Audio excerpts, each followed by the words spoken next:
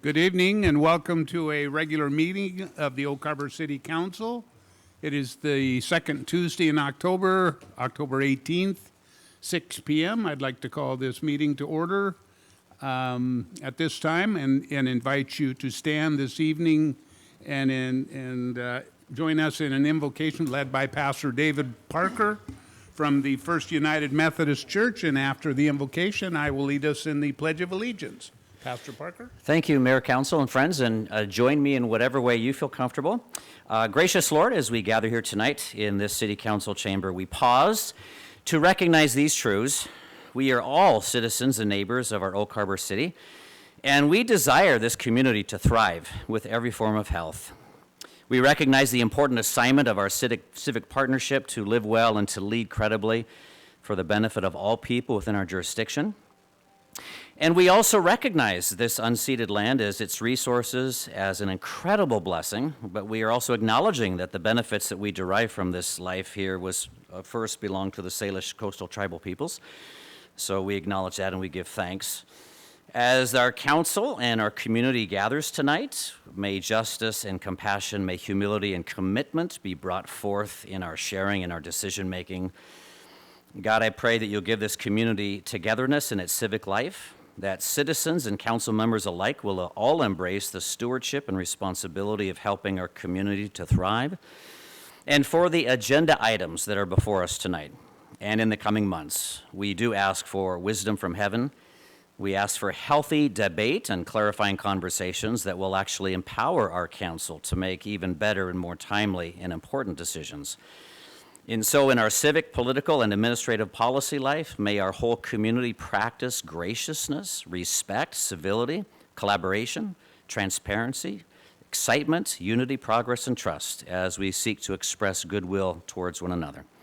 I ask these blessings, Lord, in your holy and precious name. Amen.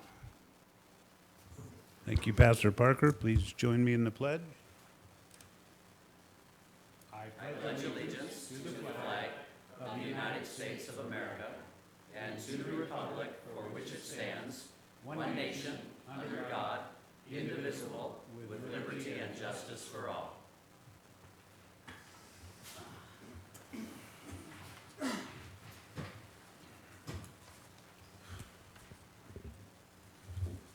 So this evening's meeting will be both a physical meeting location and a virtual meeting. Tonight's meeting may be viewed on cable channel 10, HD 1090. The YouTube video will be available after the meeting. City staff are participating both in person and via teleconference.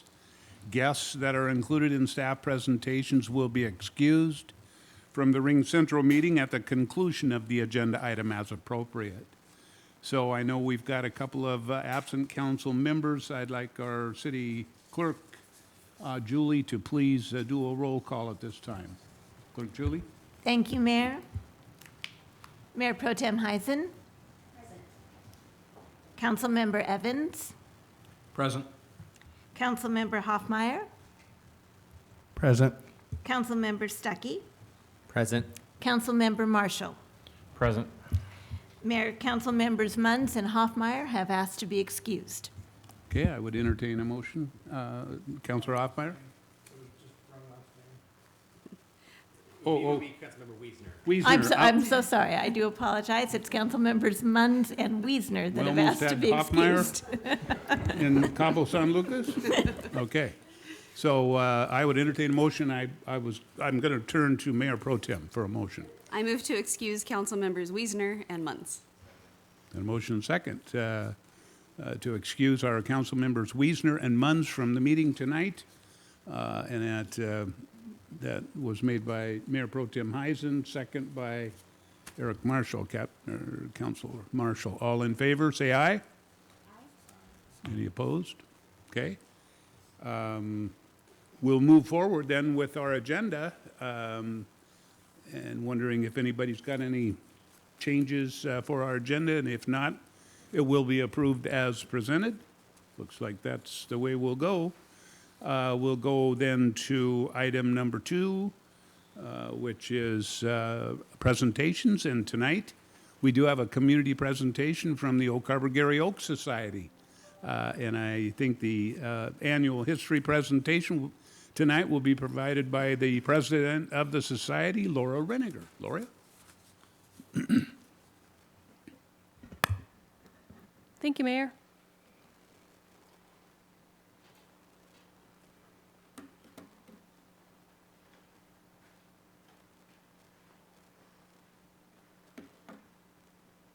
Okay, so in front of you, you have, in addition to your packets, you have a proclamation by Governor Inslee naming October as Urban and Community Forestry Month, encouraging all Washingtonians to reflect on the value of our community trees. So perfect timing on this.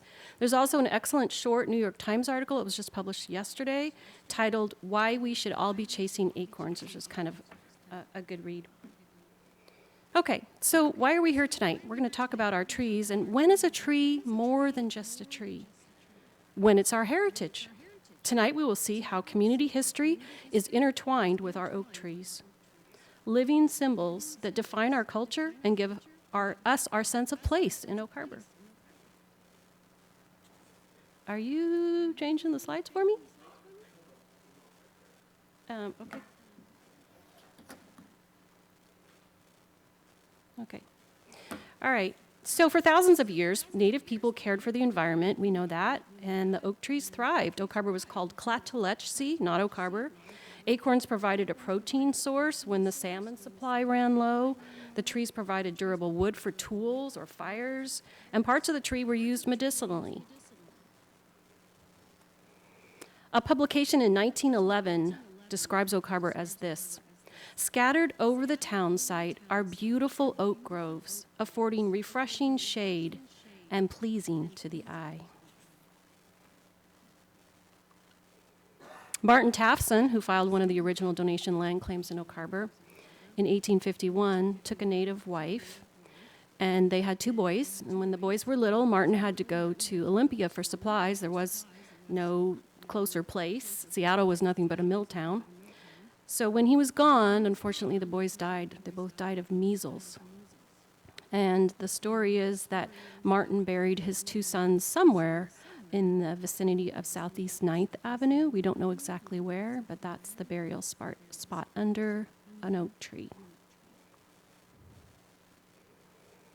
There was an Irish tragedy in early Oak Harbor. 3 members of one family drowned in 1864. Grace and David McCrowan and Maurice O'Leary.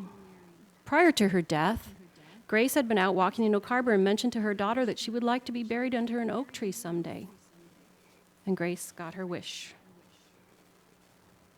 Native peoples, the important ones, the chiefs and the nobility, were wrapped in mats and placed in canoes high in a tree. So that's an actual photo. I don't know if you can see it, but there's a man standing in the tree, and then there's a burial site there. We don't have very many historic oak dwellings in Oak Harbor. This one is still present, though. This is just north of Smith Park, and it was owned by L.P. Byrne. L.P. Byrne was a prominent businessman in Oak Harbor, and he pretty much lost everything in the historic 1920 fire of Oak Harbor that burned down the business district. I'd like you to note the many oak trees adjacent to the house that were cut down when Midway Boulevard was built.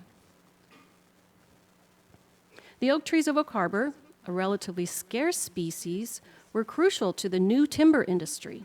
Americans recognized oak as a traditional shipbuilding timber. Between 1858 and 1861, workers constructed at least 5 vessels at Utsalati and Oak Harbor.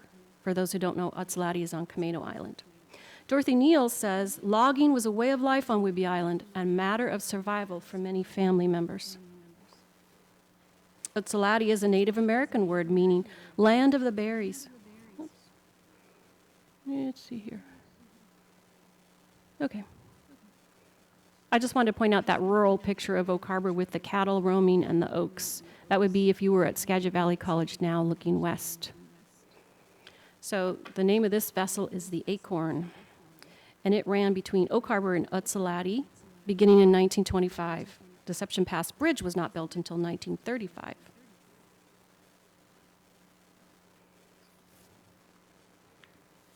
Jerome Ely, Oak Harbor's first mayor. Yep, he served one term, 1915 to 1917. He was born in 1844. He fought with the Pennsylvania 57th Infantry in the Civil War, and he was badly injured. And then he decided once he healed up that he was going to come west and start anew. So he came here in 1873. He was not only our first mayor, he was the first postmaster, and he did a lot of other good work in Oak Harbor. So this shot of the oaks on the left is standing on a former site of Mr. Ely's homestead here in Oak Harbor. Side by side are two rare form oaks. Essentially, these twin oaks were at the entrance to his front steps, which are still standing. The oaks were spared from severe pruning and probable death in 2008. This historic property is for sale today on Southeast Fidalgo Street.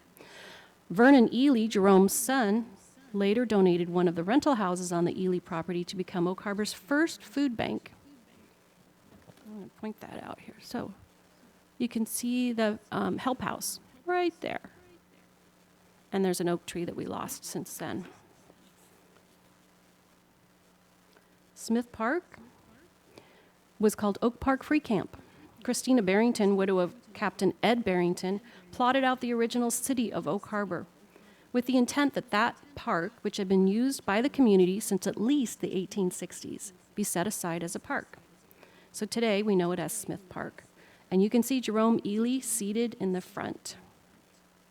In the 1920s, the Ladies Civic Improvement Club, which later became the Oak Harbor Garden Club, was tasked with taking care of Smith Park. And guess what? They had cattle shows in Smith Park. Guernsey heifers. Cattle were often brought to Smith Park for ribbon judging ceremonies, which shows how important agriculture was.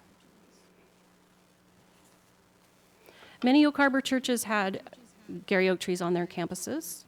This structure is still standing, but we know it today as the Whidbey Playhouse. And I have a postcard. This was a picture postcard. I have the actual postcard I'm going to read that is dated Oak Harbor, June 21, 7 a.m., 1948. Dear Ray and Loretta, still having lots of fun. This place is surely beautiful. The wildflowers are thrilling me to pieces. Don't work too hard. Love, Lucille. Sent to someone in California. Giant native oak. This significant landscape oak remains. In 2003, the city of Oak Harbor paid an arborist to assess select trees within the city.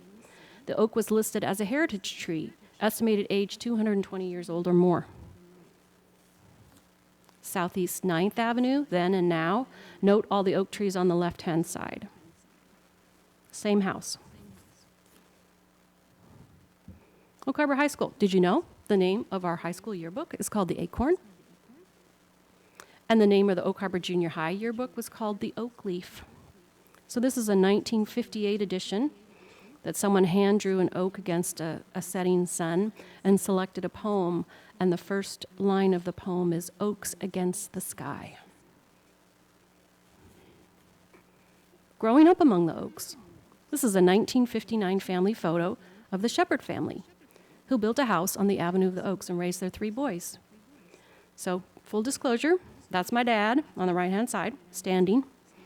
Famous story, family story of Maury, the baby, seated on the right, who hurt his arm by falling out of an oak next to his bedroom window because he was trying to get out of curfew. Names. Many Oak Harbor business names reflect our namesake trees, such as Oak Bowl, the Oak Tree Yarn Shop, the Lone Oak Motel, Acorn Dentistry, and the Acorn Motel. Dorothy Neal. So, many of you may not know who Dorothy Neal was, but she was a powerhouse. She was described as a woman with deep faith. She was a photojournalist, and she was a columnist for the Whidbey News-Times. Top o' the Morn was the name of her column. She was a historian, and she was a Garry Oak preserver.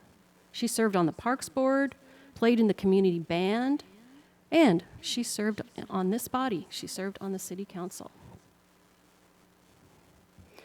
Dorothy wrote a poem about saving the tree in the middle of Southeast 8th Street, and she called it Oak Tree Diplomacy. And if you haven't read it, it's a really good read.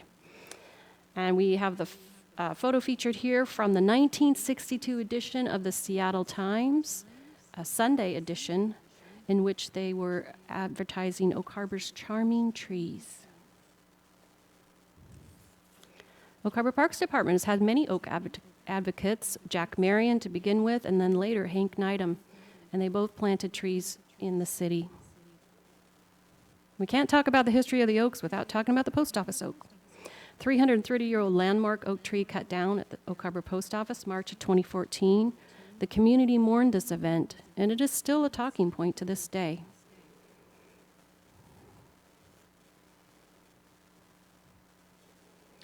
In 2015, our grassroots volunteer nonprofit group was born when 6 people gathered at Whidbey Coffee to formulate a plan. This volunteer effort signified a renewed respect for our local oaks. In 2013, City Civil Engineer Brad Gluth wrote the proposal for Centennial Grove, and other city staffers such as Arnie Peterschmidt, Rick Tiehaus, and Hank worked behind the scenes to plan the grove and acquire administrative permission. And that was signifying the 100th year of the City of Oak Harbor's incorporation. Legacy Oak Project. In 2018, our group got an Island Thrift grant, which allowed us to purchase oak-related books for all the schools in the school district and other oak-related pieces, and that offered a chance to insert some kind of oak curriculum into the learning of the students. 2020, designation of the Avenue of the Oaks. Unbeknownst to us, this historic photo on the left, actually, the old map shows this street was originally named Oak Avenue. A different way of looking at our oaks in our urban environment, and that is for foraging, for, again, as the natives did, food, protein, emphasizing oak groves as nut orchards. So we commissioned a video, which is linked on our website, on how to prepare and eat acorns. Nurturing future generations of people in native oak trees. We give out a scholarship now annually to a Oak Harbor senior who meets the criteria. Year of the Oak 2021, a way to raise awareness of our namesake tree and to show our connective history with the oaks. And there was a feature article in the Everett Herald, which brought eyes to our town and to our local oaks.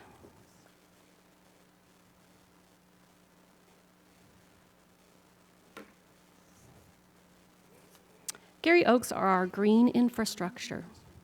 Their presence is tightly woven into our culture and history of our town. The challenge we face today includes protecting those from development and the need to plant many more.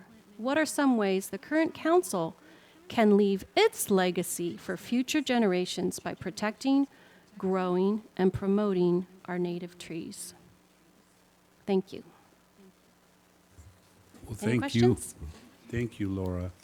You know, I learn something every time I listen to you and get to hear from your group. And I learned tonight that you were formed in 2015. Did I hear that? I would have guessed, because of the effect you've had, that you've been around much longer. And I want to say thank you from our city, from our staff, from our council. We appreciate what you do, believe me. Thank you. And I'm sure this council will support you. Council, do you have any questions? Yes, Mayor Pro Tem. I just want to echo the mayor's thanks. I too was surprised at the 2015 date because you have been so effective. And I was also surprised to find out that it started with just 6 people. So I think, you know, if anyone is ever questioning whether or not they can have a positive impact on their community, I mean, 6 people, Yep. as recently as 7 years ago, you've had such a huge impact, and that really is just a testament to, you know, the ability of all of us to really contribute to our communities. It's so impressive, and to keep up the good work. Thank you. Thank you very much. Thank you. Councilor Hoffmeyer. Yeah, real quick, and this might be something that applies to other people as well. Have a Garry oak that's probably about 7 years old, mildly concerned about its health. There's some ivy that needs pulled off of it as well, but wondered if you guys would be willing to come look at that. You can reach out to the contact form on our website, and we can set something up. Awesome, will do. Thank you. Okay, thanks. Okay, thank you again. We will move on to, back to our agenda item number 3, which is citizen comment period. Citizens may comment on subjects of interest not listed on the agenda or items listed on the consent agenda. Citizens may also comment on corresponding agenda items. There are many ways to contact staff and city council, all of which are posted here.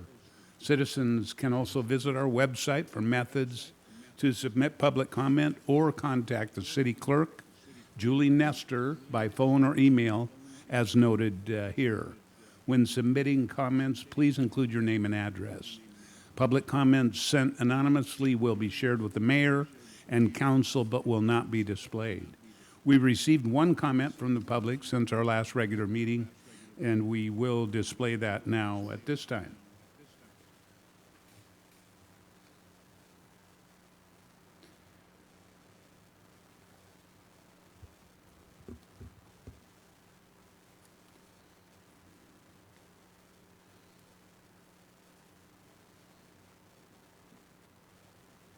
Okay, are there any members of the public who wish to speak to items not listed on the agenda or on the consent agenda? If so, the clerk will call your name in the order that you were signed in. Mayor, I'm hoping that I get this name correct. This is Galeano de Palma. Please step forward and limit your comments to 3 minutes, please. Thank you. Mr. Mayor, distinguished members of the council, I've had a problem. I live on Pioneer Way and I live on 1380, which faces the water. Also, as you know, there is an abundant amount of traffic, to put it that way. It seems like everybody goes out of their way to drive on that street. I don't know if they're enamored by water or what it is, but the point of it is that I've written letters in the past to the city. I've complained to the police. The police have even agreed with me that there is what is called in legal terms a line of sight obstruction being created by people who insist on parking on Pioneer Way in front of their condos, okay, which is really the back of their condos, but whoever built that place put everybody's address on 9th Avenue, I'm sorry. And these 2 units have a Pioneer address, and they're still the backs of, anyway, it's beyond my comprehension why there would be a public safety issue created by lifting the parking ordinance that was doing fine before it was lifted. And I read the language of the, I think it was Ordinance 12.10 in the code, and the language where they specified no parking between Regatta and Pasek, I think, or Regatta and Mailer's Point. Pretty long stretch there. The language regulating the parking there was conspicuously gone. I have to tell you, I don't remember a meeting. I wasn't at a meeting. I spend a lot of time on my computer writing. I'm a copywriter. I write for different magazines, and I spend a lot of time doing that, and it takes a lot of my attention. But complaining to the police, they agreed with me, but their hands were tied because the city council lifted the parking ordinance. So I asked the police officer, well, what would happen if I backed out of my driveway because of a line of sight obstruction and I got smashed and I got the side of my car caved in and I was injured? Then who's held liable for that? And it seems like the people, the next door, my neighbors, for lack of a better word, were all like making this about me. You're not the king of the block. You don't make the rules. You don't own the street, blah, blah, blah, blah, blah. I said, yeah, but as soon as I get hit backing into that driveway, I might own your apartment, and this is what they don't understand. They're making it about me, but they're not considering the person that hits me a totally collateral innocent person driving down Pioneer Way, and I can't see them until they pop out of nowhere, because once they come down from Regatta Drive, I'm on the flattest part of Pioneer Way. Once they come down from Regatta Drive, if I don't see them at the top of the hill there, they disappear behind whatever cars are parked there on the side, directly to the east of my driveway. So what happens is, and my wife and I both have several near misses. I even had 2 bicyclists almost run into my car because, well, they just appeared out of nowhere, because you can't see people on a bicycle when there's cars lined up like this. And I asked the neighbors, can you please move your car? They defiantly told me, and these people were in the Navy, by the way, and wore the uniform of our country, and they thought that they had a right to park there even though they had a 2-car garage. So lifting that ordinance is a potential liability on several levels, including the city, I hate to say, but the city can be held, if you have an attorney with a big enough fin on his back, that might be an issue. And I wouldn't want that. I've tried every way to circumvent any kind of legal problem and I tried to do it, within the constraints of the law, but there is no parking ordinance, so but it's legal, but, everything Hitler did was legal too, so it doesn't make it right, okay? So I just wanted to vent that. I wasn't really prepared to be here tonight, but I just happened to be, my dates were mixed up. As I said, I have my face buried in my work, and so I just happened to be here and caught it at the last minute. But I think it's a serious public safety issue, and there can be some serious, and it's, the traffic is a bad, too much traffic, and some people come down there speeding, in excess of, like, the speed limit's 30 miles an hour. I've seen these people come flying down there with, just flying down there like it's a freeway, and it's a dangerous place. If I got hit by somebody going, 40 or 50 miles an hour, I'm injured. So I won't take up any more time. I thank you very much for the floor. Thank I you. appreciate it. Thank you for your comments. Okay.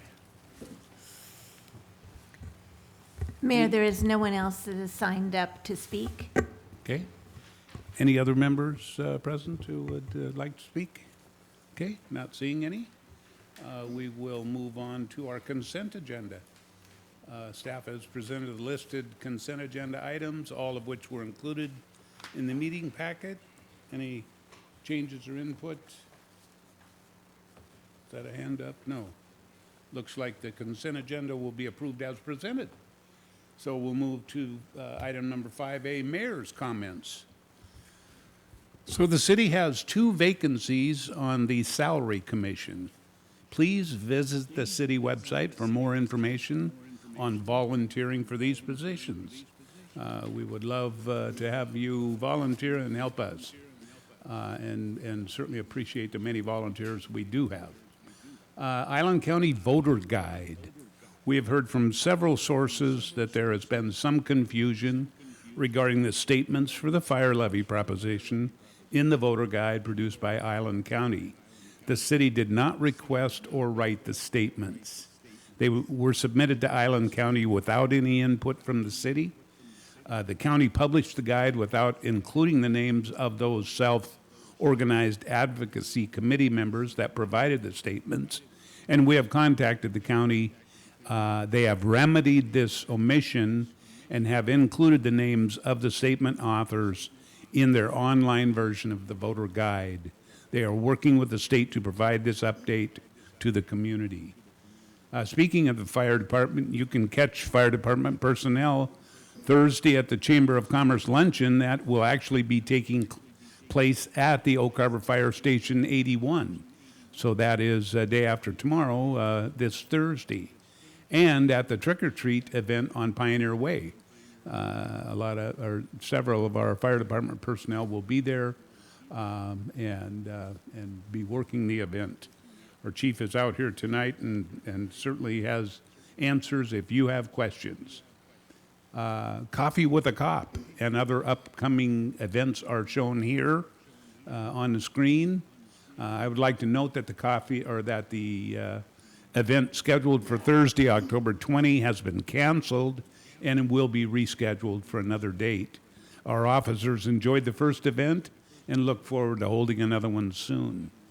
Upcoming city office closure, city all-hands luncheon is November 3rd.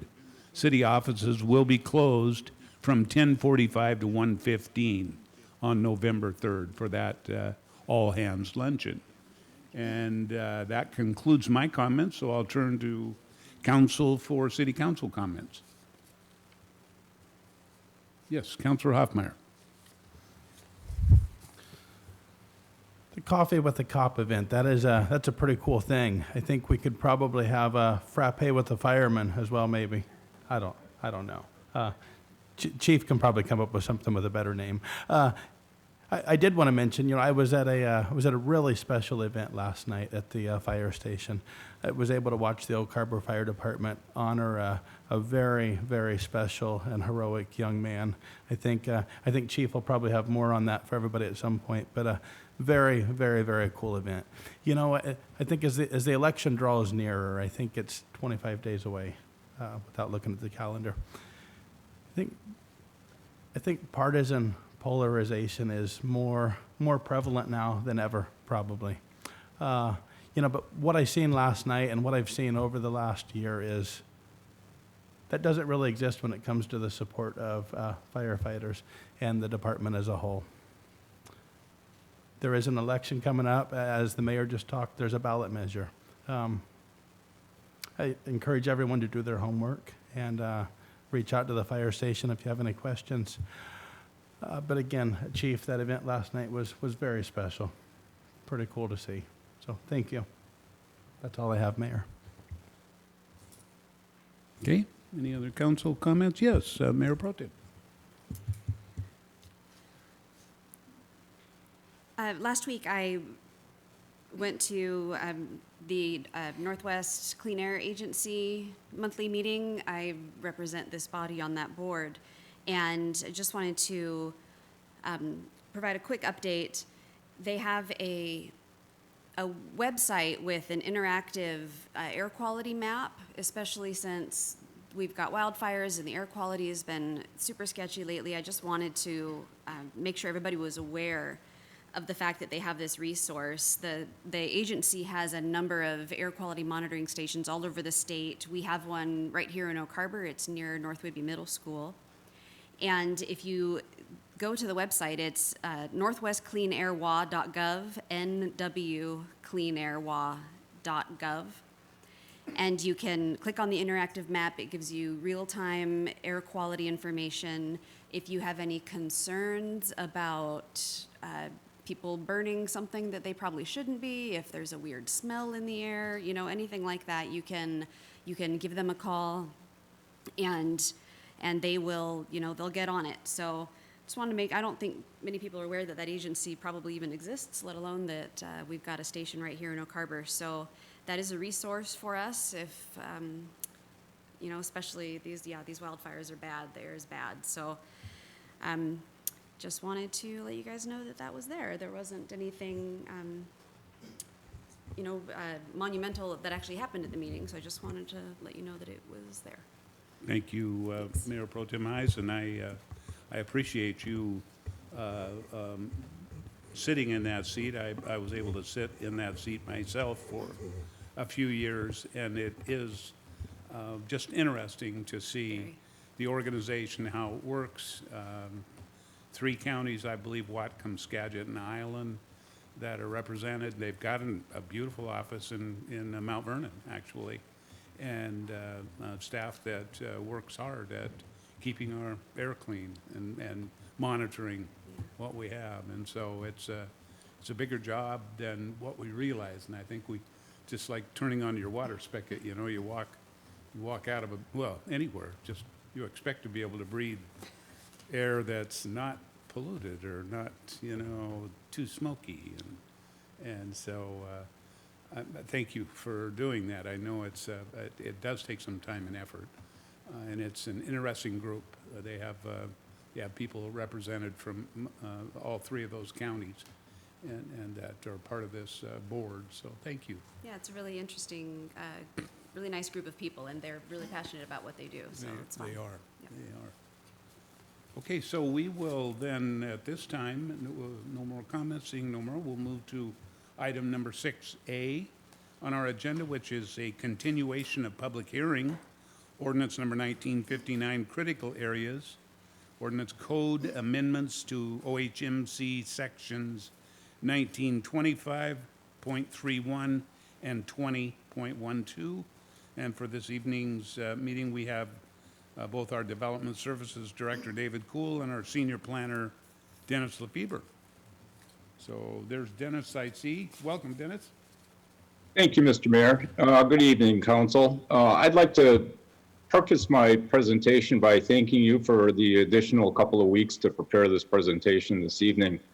I do have a PowerPoint which I will share.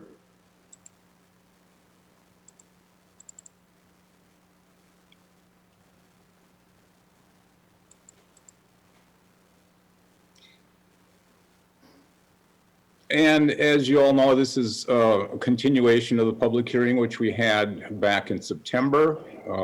And we had some issues raised that we wanted to resolve, and I wanted to certainly address. But just as a refresher, this is an amendment to our code to bring into compliance and consistency with our Shoreline Master Program.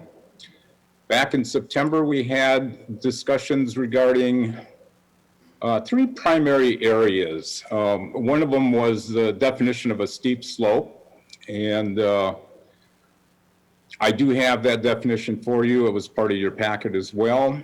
Another concern raised was the term "in no case," which seemed very exclusive and not very flexible in nature.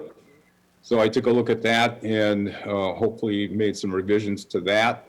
And then also we had some discussion on utilization of tidelands to transfer density to an upland portion of a shoreline lot. So we also took some time and did some review on that issue as well.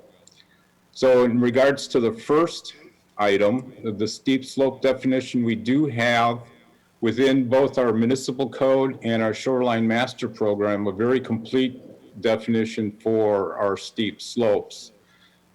As I included in your packet, the definition is fairly lengthy, but the first sentence pretty much covers it. It's a naturally occurring slope of 40% gradient or steeper within a vertical elevation change of at least 10 feet.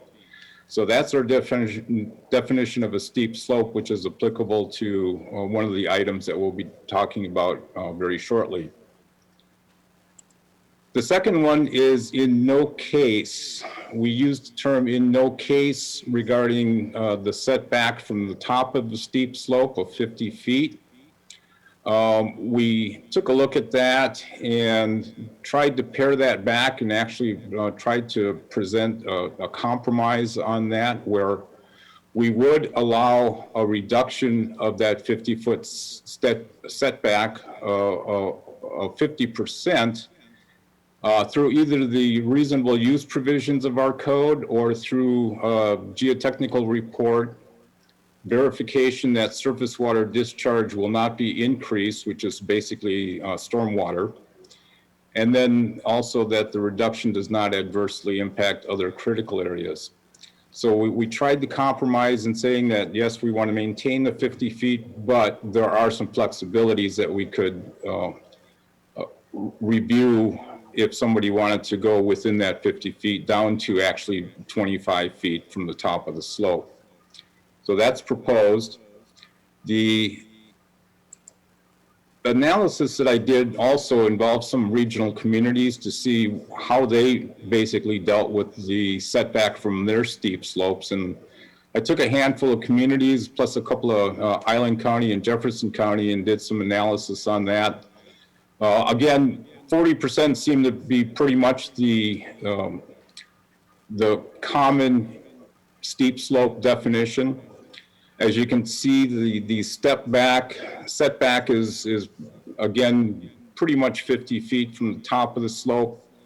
And flexibility it varied quite a bit, actually, where in swim, it would be basically the same that we are looking at, down to basically no reduction if it's along a marine shoreline, and that was in the city of Langley.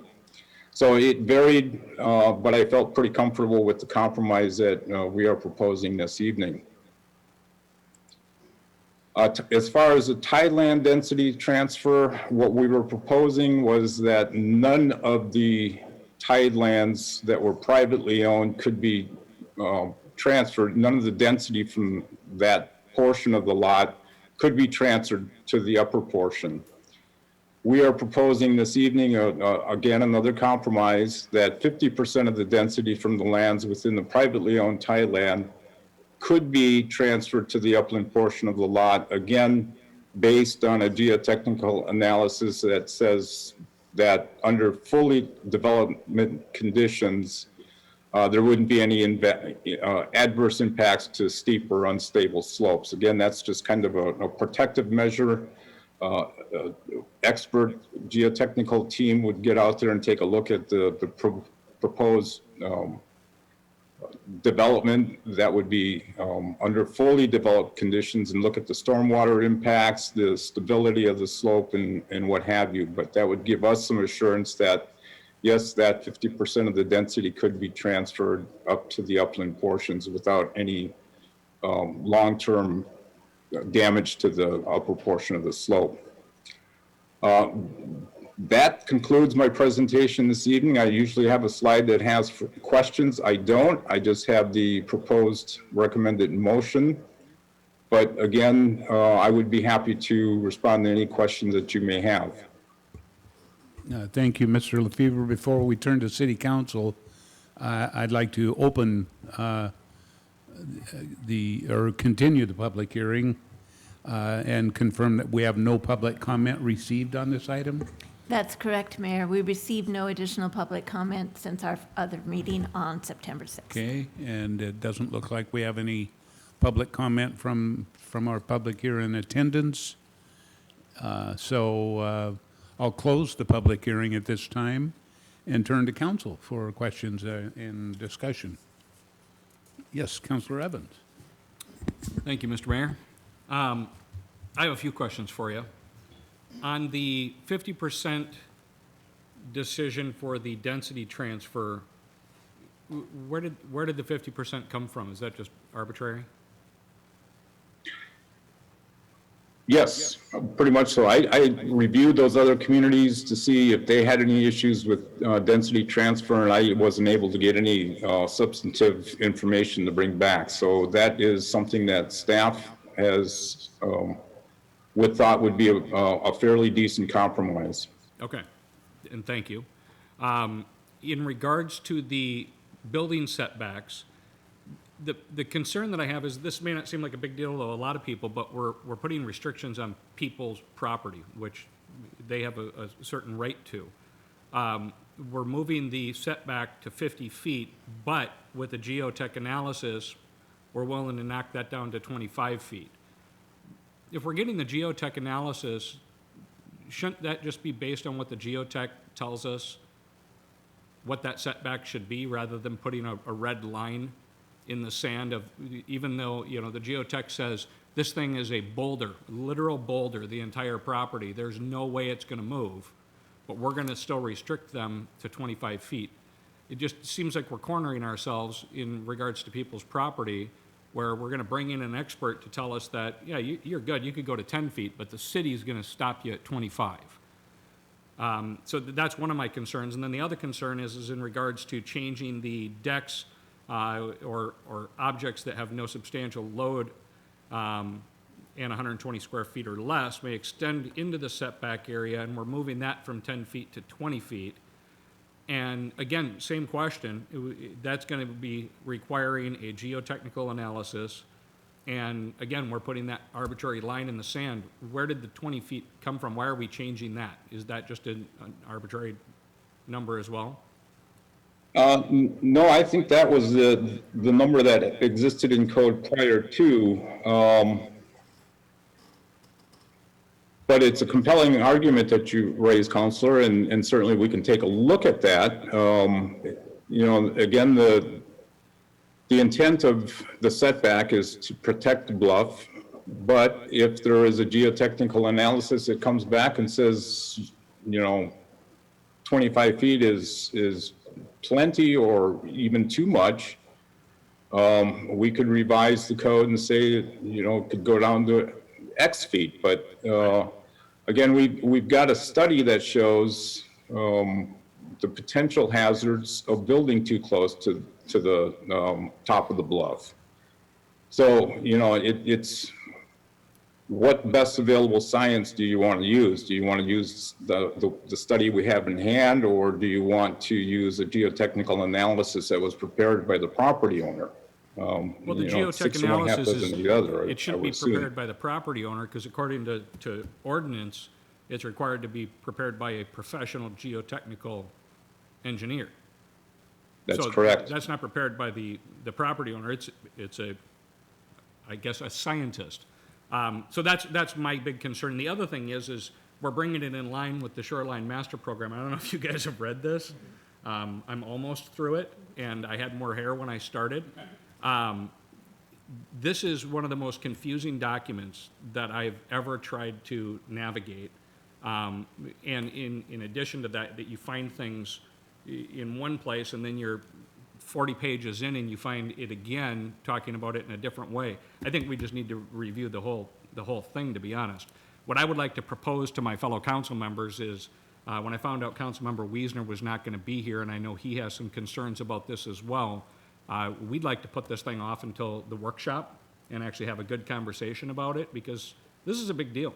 You know, if we restrict somebody from building on their property and they come after us and the judge says, well, where'd the 50% number come from? Well, we put it in there because it sounded like a good idea, but we have a scientist that says that it's different. This is something we need to look at a little bit harder, and I'd request that you guys would support that. So I won't make a motion at this time. I'll wait until comments are continued. Thank you.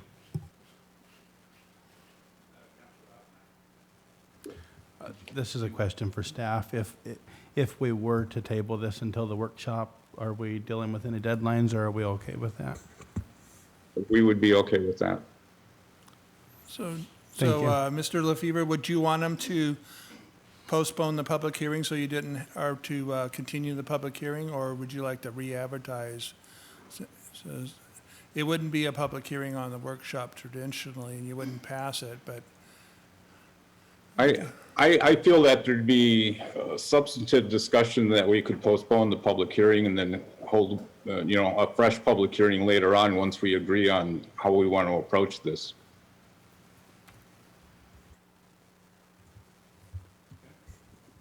I'd like to make a motion to postpone the public hearing in regards to the critical areas amendments to a future date, and to continue this discussion at our next workshop. Second. Okay, we've got a motion and a second to continue the public hearing and the critical area ordinance code amendment to a future meeting. Do you have that, Clerk Julie? It probably needs to be a certain date. Yes, I think it does need to be a certain date. Our October workshop is October 26th. That might be cutting a little close for staff. Our regular November workshop is November 16th. Okay, so does the motion, did you want to set a date on one of those two dates? That would be for the workshop. Do we need to set a date for that, or do we need to set a date for the next public hearing? No, you need to set a date for the next public hearing. Okay, so that would be at a council meeting. Correct. And are these dates our council meetings or workshop? The next regular council meeting is November 1st. The next one after that is November 15th. So I would amend my motion to carry it to the November 15th council meeting. Okay, and who had the second? Was that, okay, second that amended motion? So it has been moved to the November 15th. The public hearing has to the November 15th general council meeting. So you're continuing the public hearing? Okay. All right, we can do that. We And don't that, have that to- means that we'd have to discuss it on the 26th. Is that acceptable We can't discuss it on the 26th. at the workshop? No. We can do it on the November 16th Okay. So- workshop. Or you could just kind of just continue it to a defined date by staff to bring it back and then put it on the 16th. I think that's the other option they were looking at. And then Dennis would, or the Development Services would just have to re-advertise the public hearing since we're not continuing Okay. it. So Then I you will can- amend my amendment.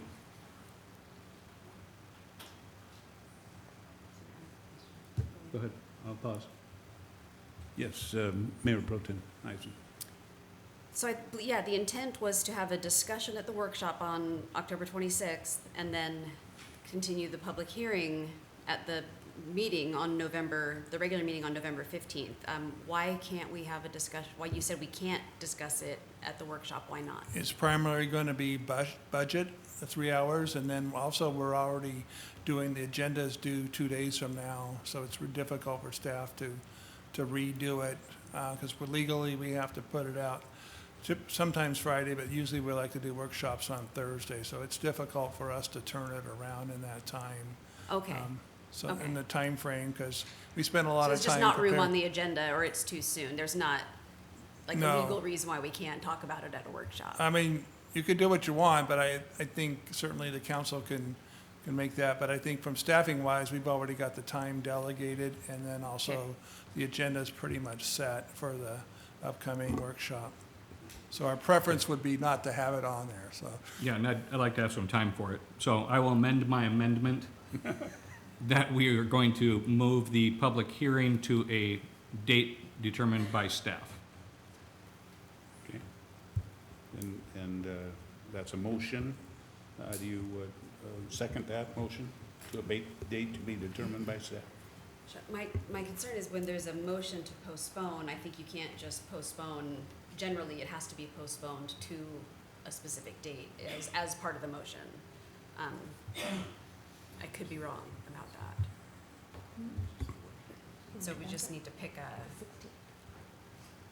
Is our city attorney on? so we just need to pick a specific date. You need to pick a date certain, and staff could do that now for you. Thank you. So staff can do that now, is that what I heard? And she said staff can do it for it, so she's okay with the, so they don't Staff need can do to. that now, I said, but it has to be done in this meeting. You need to set the date now, I think is Okay. what Hillary's saying. So could we do the Right. council meeting following November 16th? Mr. Cole? Mr. Mayor, members of council, there is a meeting scheduled for December 6th, and there's also a workshop scheduled for the 16th. I believe Mr. LaFever is scheduled for both of those. So those would be two convenient dates if those are what you like. If you could convenient specifically continue it to December 6th, that would be great. Okay, I'm going to once again amend my amendment for the public hearing of the critical areas ordinance amendment to be on December 6th. Thank you. Okay. Any question about that amended motion? Should we take a break? It's December 6th, right? Any question? All in favor? Signify by raising your right hand. Any opposed? Okay, that passes unanimously. Mr. Mayor, can I add one more comment? Yes, I know the Shoreline Master Program is an extremely difficult document. I am definitely available if you have any questions on that document to try to walk you through the complexities of it. So I just wanted to make that point that I am available to describe, what ecology is looking at as far as the Shoreline Master Program is concerned. Thank you. Thank you, Dennis. I'll be reaching out to you. Good. okay. Thank you, council. We'll move on now to item number 8A, which is under contracts and agreements. Parks and Recreation Director Employment Contract. For this item, we have our Human Resources Director, Emma House. Welcome, Emma. Hi, good evening, Mayor. Good evening, Council. Nice to be here all with you in person again. And excited to be presenting this topic, an update on our recruitment for the newly developed Department for Parks and Recreation. And we are going to give you an update on our recruitment for the Parks and Recreation Director. So just a brief update. We started this recruitment in July of 2022, so just a few months ago. The recruitment opened, and we were very excited to see a lot of activity very quickly on our website for this position. So it was a very popular posting, I would say. We had 2,248 clicks on our website to view the opening, and we received 47 candidate applications by October 4th. So 47 candidates was way more than we kind of had planned for in that short period of time. We did do some very focused advertising to make sure that any funds that we were spending in recruitment ads were very focused on this position and where we would get the most candidates interested. So we focused on the National Recreation and Park Association. We always do the Association of Washington Cities, and then we also focus with the Washington Recreation and Park Association. We were also looking at many candidates who possibly were either eligible or already held the credential of a certified park and recreation professional. That is obtained through the National Recreation and Park Association, along with many other credentials that are related to parks and recreation, playground inspection, and things like that. Out of the 47 candidates that we received, 36 of them either already had that credential or were able to obtain it, which was extremely exciting, and 8 of them had it at that current time where it was not expired. There were some candidates who had let it lapse over the past couple of years. Very excited to also start to share some diversity, equity, and inclusion information. So Human Resources has been really focused on trying to get more analytics and reporting and data to see how our candidates are coming in from what sources, and also the mixture of candidates that we're receiving from the different advertising that we're doing. So this is just a snapshot based on candidates by gender and candidates by ethnicity, and looking at the steps of our process and how many kind of made it through each step in that process. So they apply, we go through a process of screening them, confirming if they're eligible for the position, referring them to the department for rating and scoring from an interview panel. Then they go through the interview process, of course, and then hopefully we get to the point of offering a position and getting to hire a candidate. So just a brief overview of those demographics. We do have a pretty extensive process along with the application process. We go into the interviews. The first interviews were conducted on August 29th. There were 8 candidates invited for that process, and then the second interviews were conducted on September 13th and September 14th, and we had 5 candidates doing the second interviews. We moved on to our on-site meet and greet process, which was September 30th. That is a very fun day. It's a very long day for our candidates. It lasts for several hours, and there's many meetings with groups and also with individuals. It was very exciting to see so many people very excited for this opportunity to come and meet these candidates. So we had all of our council members that were available who could come by, city administration, department leaders, city staff, community members from our Marina Advisory, Parks Board, the Senior Center Foundation, and also our garden club. So this was one of the few recruitments where we actually had people calling from the community and saying, hey, I heard you doing this. Can I come? Can I be on your schedule? And it was a little hard to fit everyone in, but we did make it work. So we do have an employment agreement here for you tonight for review. It is in the agenda packet, and we also have our candidate available this evening for any questions. So I would like to introduce our finalist candidate, Mr. Brian Smith, as Parks and Recreation Director. Brian comes to us with a master's degree in public administration, a bachelor's degree in recreation management and youth leadership. He's a certified Parks and Recreation professional and also a certified leadership facilitator. He has recently been the Director of Parks, Recreation Facilities, and Airport for the city of Glenwood Springs. And he's currently scheduled to begin employment if the contract is approved. He'll be here by Wednesday, November 30th. Welcome, Brian. I hope you're here with us tonight. And if you have any questions, council, he's available. Okay, thank you, Emma. Before we turn to council, I'd like to ask our city clerk if we've received any public comment regarding this item. No, Mayor, we did not receive any comment on this item. Okay. I'll turn then to council for Councilor Hoffmeyer. Yeah, I was pleased to be able to be a part of this interview process, I think, from the beginning, I believe. Brian, I will I will share this with everyone. Through every phase of this, Brian was in my top 2.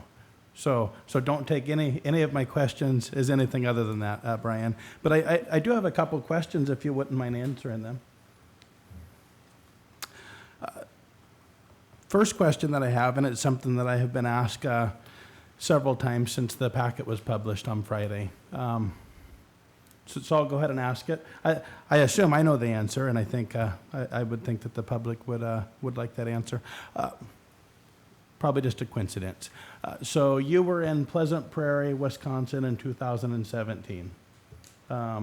25 miles away, our city administrator was in Lake Geneva.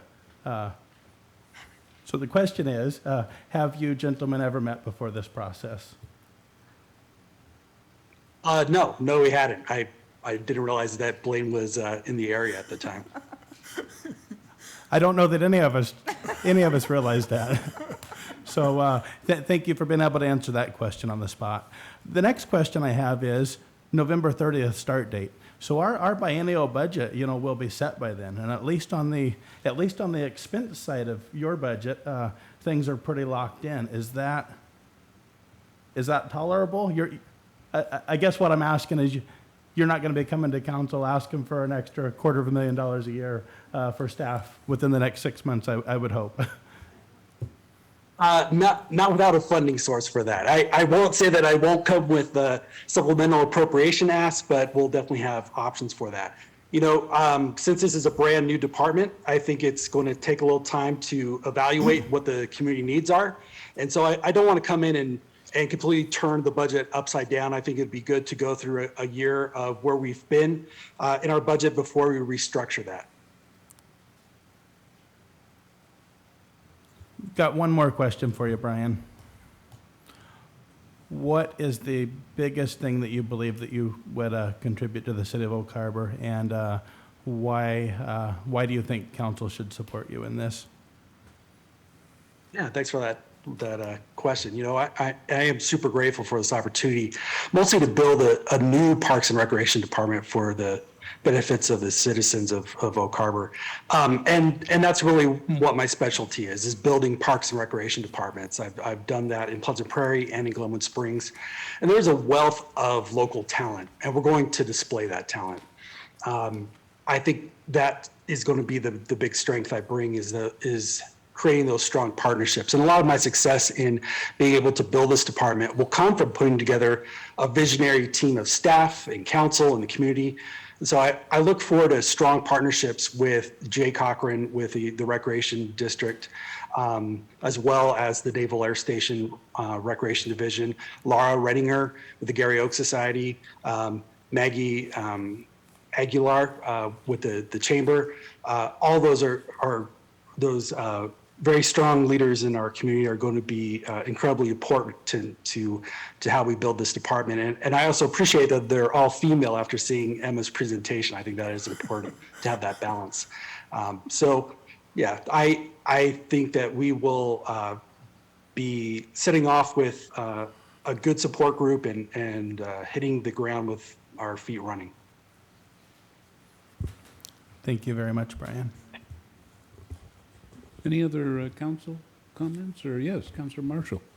Thank you, Mayor. I too had the opportunity to sit in, at least on the first round of interviews, which Brian was part of, and I was thoroughly impressed with his qualifications, and I think he's going to be a tremendous addition to the city, and really look forward to having him. So Brian, welcome, and I look forward to working with you. Thank you, Councilor Marshall. Yes, Mayor Pro Tem Eisen. Thank you, Mayor. I was really pleased with the level of interest that this position received. And I remember saying to the group, I participated in the second round of interviews. We had 2 days of Zoom interviews. And after the first interview on the first day, I looked at everybody on the screen and I said, if that is, and it wasn't Brian, it was a totally different candidate, but I said, if that is the caliber of applicant that we got for this job, this is going to be a really tough decision. And it turns out it wasn't that tough of a decision, but each candidate was like more impressive than the first, and I was blown away by the first. And so it was really a wonderful conundrum to be in, was how do we select from a whole stack of really incredible people. And I'm delighted with the mayor's decision. I know that by the time we narrowed it down to a couple people, we did not make that easy on you. And this one of the most common things that we hear about the city is that we have so many natural resources and there's so much potential, but we're really underutilizing it. And that has been a sentiment I've heard my whole life. And I think that beyond, utilities and infrastructure and public safety, the next most valuable service a city can provide is recreation. And there really hasn't been an emphasis on that. And so I'm thrilled beyond words that we're going to be finally putting this department together. And no pressure, Brian, but no pressure at all. But this community is really looking forward to it. And I think that that's proven by the amount of public interest that we had when our candidates were on site. People were already wanting to get involved and meet these people. So welcome. Let us know if there's anything that you need or anything that we can do to help you get settled, introduce you around once you get here. It's probably be a little overwhelming for a while, but I'm really excited. I'm really excited. Thank you. Thank you, Mayor Pro Tem. Yes, Councilor Evans. Brian, I'd like to welcome you as well. It does sound like there's a heck of a lot of pressure. And I look forward to what you bring to the city. The parks are very important. A lot of times it's our welcome to visitors, and it should be a showcase of what our people can do. So I do look forward to seeing what you can do, and welcome aboard. Okay, I think with that, I'll also congratulate you, Brian, and see you on the 30th. We probably should carry forward with some business here, so. Yes, Councilor Marshall? Okay, I'm going to turn to you, Mark. Thank you, Mayor. I'd like to make a motion to authorize you, the mayor, to sign the employment agreement with Brian Smith as the Park and Recreation Director for the City of Oak Harbor. Okay, motion and second reads, I think, like the suggested motion in the packet. Motion made by Councilor Marshall, seconded by Mayor Pro Tem Heisen. And without any questions or more input, all in favor signify by raising your right hand. Any opposed? No, that passes unanimously. See, Brian, I knew it was going to happen, so, but I would like to also welcome you again and look forward to seeing you on the 30th. Travel safe. Thank you. Thank you all. Thank you, Council. We'll move forward now with item number 9A, Professional Services Agreement, Amendment number 1 with Gray and Osborne, Inc. for on-call engineering services for water projects. And we have Project Manager Brett Arvidsson tonight to present. Welcome, Brett. Okay. Good evening, Council. I'm Brett Arvidsson. I'm a project manager with the city, of course. We're here to talk about our on-call engineering services for water projects. This will be contract amendment number 1 with Gray and Osborne. To give some background on what's going on is the city of Oak Harbor has water system capital projects scheduled for the next 5 years. This capital plan does contain a large variety of projects, but our most immediate priorities involve pipeline replacements. A lot of these replacements have to be in place before we start paving streets, so we've been doing that pretty busily. And additionally, we have a 24-inch supply line on the SR20 right-of-way that has to be lowered, and up there by Campbell Lake. Also, many of these projects have been identified for ARPA funding, so we do have to get them done in a certain aggressive time frame. In order to implement these projects, we plan on consolidating projects into larger construction packages. And these larger construction packages allow us to implement it faster and give us lower costs with economy of scale. And we're actually going to take this a little further. That's why we're talking about the amendment tonight. Gray and Osborne was contracted to provide on-call consulting services for these projects. And we have 5 projects scheduled for the 2023 construction season. This shows 6. Number 2 we're not doing as part of this package, but one project is West Whidbey Avenue from Oak Harbor Boulevard up to Jib. We're going down Regatta from about 5th to East Whidbey, in front of Elkview School. Have both Southeast and Southwest 4th going on. So the Southeast 4th in Glencoe is going to happen, and Southwest 4th by Fairhaven. Amendment number 1, let's talk a little about amendment number 1. 4 of these projects will be overlaid after construction of the water mains. So they're actually projects we had scheduled earlier, but we had to put them off until that. So they're scheduled to be overlaid immediately afterwards. So we decided to combine the overlay and the water main construction project into one project. That gives us cost efficiencies and reduces construction impacts to the neighbors. We're only going to shut down the street once, and we actually save some money by doing that. The West Whidbey section, though, has not only water problems, but also has a stormwater improvement on it. So we want to take care of that before we overlay it. So we want to include that stormwater overlay, stormwater project in the overall project. Like I said, we want to get this all done prior to overlaying the pavement. So amendment number 1 covers the cost of adding this stormwater pipeline into the project design. The cost of the amendment is $29,060, and it brings the total contract amount to $333,260. Talk about schedule. We originally were trying to get the Campbell Road SR20 done by August 30th to meet the WashDOT schedule, but they pushed us off to December. But that project is about 80% complete, so we're still well on schedule to do that. But right now, WashDOT has kind of slowed us down, but we're ahead of them right now. The rainy water line project will be put out to bid after the first year. We're targeting these things for a spring, summer construction schedule. Like Regatta's right in front of Whidbey School, so we need to do that after the school year. And we'd like to stay off of Whidbey while the school is in session, even that street's busy all the time. And we'll be presenting future projects and on an as-needed basis. We're starting to talk about next year's schedule. Anyway, our recommendation is recommending that the City Council move to authorize the mayor to sign professional services amendment number 1, Gray and Osborne Incorporated, in the amount of $29,060, increasing the total contract amount to $333,260 for on-call engineering services for water projects. Now it'd be also stormwater projects. Okay, thank you, Brett. Before I turn to council, I want to verify with our city clerk that we've not received any input. That's From the correct, public? Mayor. No input from the public. Okay. And then in our packet, I noticed, Brett, that it's increase, it says 334,260. Oh, okay. Yeah. 334 in the packet, 333 up there.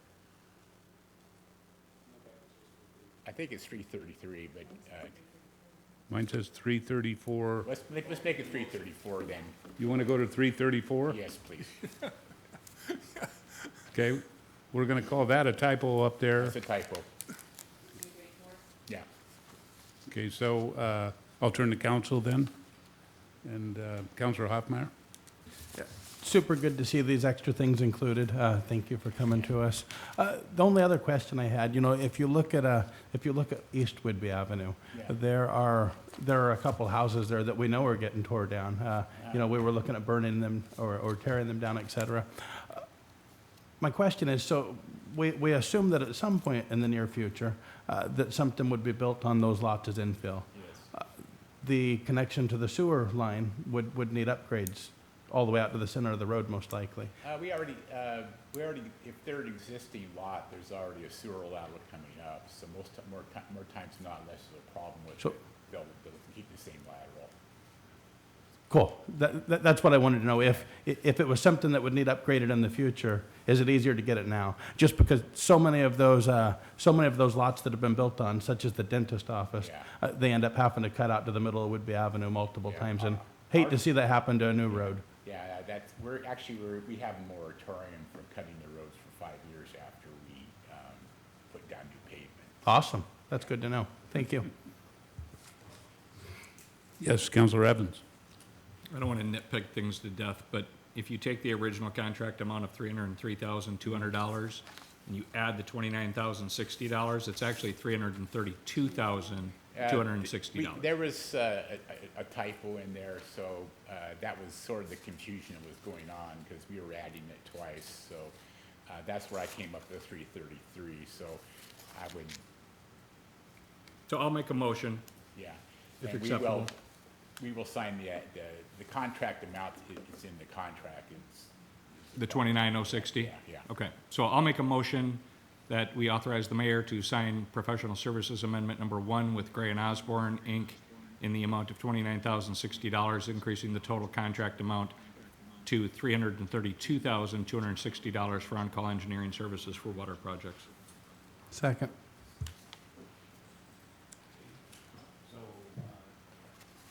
Okay, so the motion is not like the recommendation up there.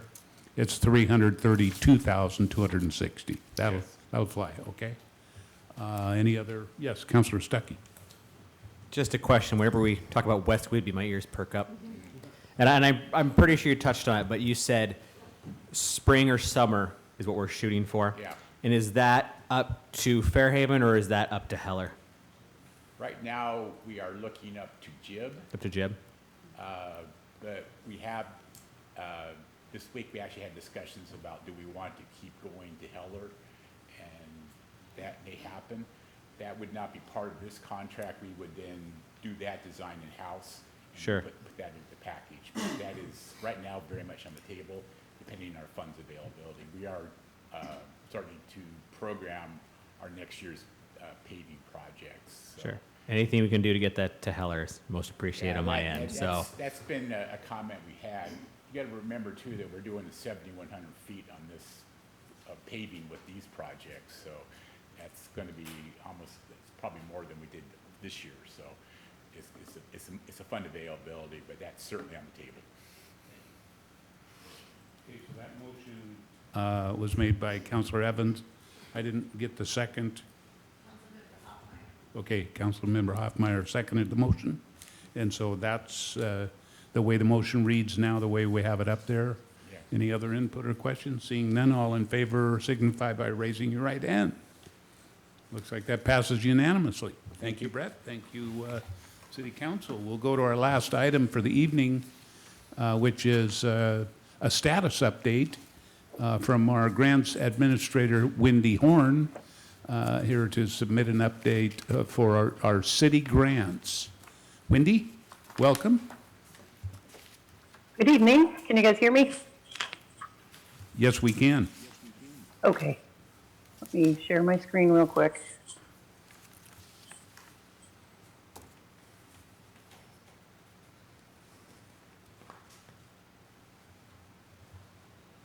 Okay. So, good evening, Mayor and Council. Tonight, I will be sharing all of the grant activities that we've accomplished over the last quarter, as well as some new things that are coming up.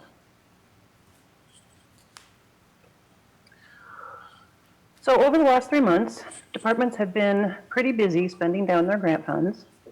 The fire department received a grant for $10,000 from the Washington State Labor and Industries Department to purchase bunker gear. And you all approved another $20,000 from ARPA in order to allow them to purchase 11 new sets, which have arrived. They also purchased $1,100 worth of wound dressings, wraps, and tourniquets from funding from the Washington Department of Health. And they also purchased 51 bike helmets, thanks to the Washington Fire Chiefs Association, for $500. The wellness grant came from Washington Cities Association, providing $500 to offset the cost of our tie-dyeing activity that we did at the employee picnic this year. The police department just received a traffic safety grant that came from the Washington State Association of Police Chiefs, and it provided $4,500 to purchase 2 new radar guns and a LiDAR unit, which all arrived about a month ago. The Patrick Leahy Bulletproof Vest Partnership through the Department of Justice provides us 50% reimbursement for the cost of new and replacement bulletproof vests. And this year we purchased 9 new vests.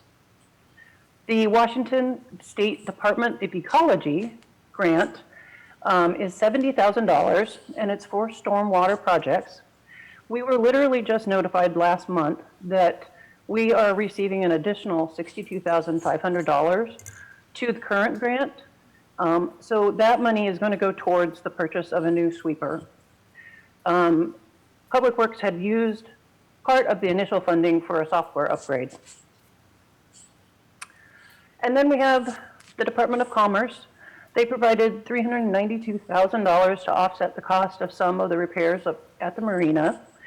And we invoiced and received the full reimbursement of that amount this past quarter. The Department of Commerce also granted the city $56,500 to implement the Housing Action Plan. And to date, we've invoiced $11,500 for staff time preparing and presenting those changes to you. The current IRTPO grant for Northeast 7th Avenue includes design work that an outside engineering firm has been doing. If that work is still continuing, and we have been reimbursed by WashDOT for about $220,000. And what isn't, excuse me, what isn't used in the engineering will be used in construction in the upcoming months. Public Works also has a risk reduction grant from Washington City Insurance Authority for $12,000, and they are currently repairing some sidewalks using those funds. So to date, in this calendar year, we have recovered or offset city expenses by a total of $720,000. This amount includes other grants like the Stone Garden and the STOP grant that reimburse the city for police officers' overtime. But it does not include the ARPA money. So speaking of ARPA, we have spent over $770,000 in ARPA funds so far. This is a list of the items and projects that are done and completed, and we expect to complete several more projects by the end of the year. And since you just heard from Brett, this won't be any big surprise, but a number of the larger projects like water and sewer projects are in the engineering phase, and work is scheduled for 2023 and beyond. And then these are in process. These projects are all underway, and they should be completed in the next 6 months or so. The ARPA Steering Committee continues to meet each month, and we review progress on each of the projects and review other grant opportunities as they come available. And then, as you know, at your last meeting, you allocated the remaining 7% of the $6.5 million. And we will continue to monitor the spending on all of the projects that we have going on to ensure that the money is being spent down and we meet our target of spending or obligating it all by 2024. So, what's new? Since the last time I was here, we were notified that we were awarded the Washington State Archives grant. This grant allows Alana Lake, who is the city's public records officer, to work a few extra hours each week to assist departments with their record management needs. And right now, she's working with Development Services to help prepare to get their records to be digitized. She also has additional time to process public record requests. And over the next 9 months or so, she'll be offering record retention training to various departments. And then we also received approval for the next round of bulletproof vests. We asked for 5 vests to be replaced that expire in 2024. And then there's these grants that we applied for in the last few months as well, and we're waiting patiently to hear. But we do expect to hear in early 2023 whether or not we'll receive any or all of them. So what is coming up? There's several opportunities that are out there right now, and there's definitely more that will be available. And I'm just going to highlight a few examples. The Brownfield Multipurpose Grant, it funds Phase 1 and Phase 2 assessments, cleanup, and community revitalization planning for sites that have potential contamination, are run down or abandoned. And these federal grants are competitive, but the bipartisan infrastructure law added an additional $105 million to the $50 million granted each year for the next 5 years. And there's a stipulation that 40% of the grants be awarded to small communities. So if the city purchases property that meets the grant requirements, we could apply in the future if the council is interested in doing so. And then Puget Sound Energy is working with communities to electrify streets and fleets with EV charging stations. Sandra Place and I participated in a focus group last month to learn more about their programs. They're rolling out an up-and-go electric for fleet and commercial program in 2023, and this will provide communities like Oak Harbor the opportunity to partner with PSE to put EV charging stations, to install them for the city's vehicles. So they're offering $10,000 grants per charging station to offset the cost of installing them. And they're also offering incentives to charge the vehicles during non-peak hours to distribute the power across the electrical grid more evenly. And Public Works estimates that they could probably use 2 stations right now, and maybe up to a dozen in the coming years for the growing fleet of electric and hybrid vehicles that we have. Then the U.S. Department of Justice has 2 grants for body-worn cameras. One is specific for small, rural, and tribal law enforcement agencies, and we will be looking at this grant when it opens in December to see if it's a good fit for our police department. And then last but not least, the Department of Ecology just released an RFP for electric fire trucks. So Chief Merrill, Sandra Place, and myself will be listening into a webinar on this grant tomorrow to see if it's something we might want to pursue in the future. And those are just a few of the examples of potential grants.